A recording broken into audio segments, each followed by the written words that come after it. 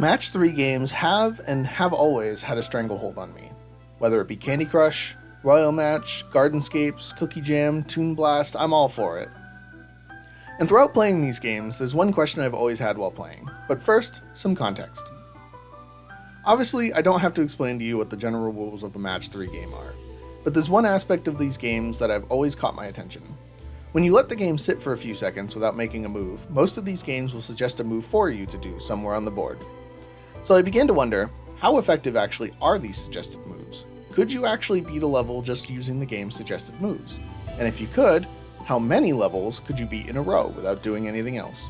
And that's where this video comes in. So I downloaded Candy Crush Soda so I could have a fresh save. I'm already hundreds of levels into the base Candy Crush, and got to work.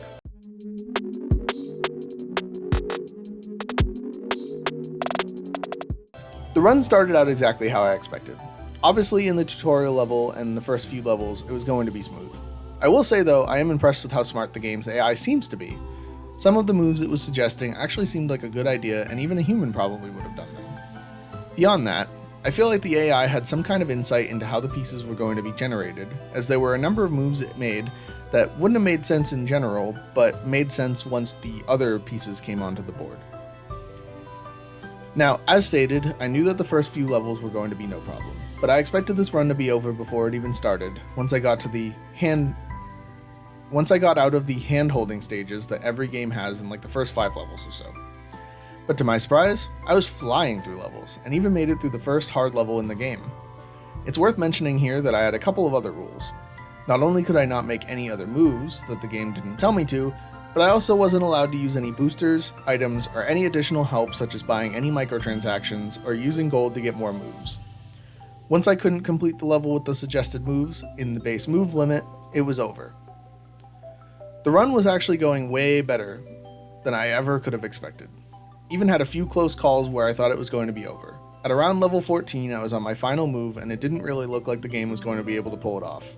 But completely surprisingly, in the one final move it had, it set off a string of power-ups that managed to reveal the final gummy bear and finish the level. Now, I won't bore you with a breakdown of every single level, as that would be super uninteresting, so I will just skip to the end. Officially, the run ended at level 20. I didn't think this would be the run killer, as it seemed like a guaranteed win. It only had a few things left to clear, and there were some setups it could have easily used to beat the level. But since I was at the will of the game, I had to follow. And what it did was completely go off on a deviation onto the other side of the board that honestly made no sense to me, as the answer seemed obvious in observation. But the game wasted too much time making dumb moves, and unfortunately it failed to beat the level requirements. Meaning that to answer our original question, at least in Candy Crush Soda, you can make it 20 levels using the suggested moves that the game gives you before you fail.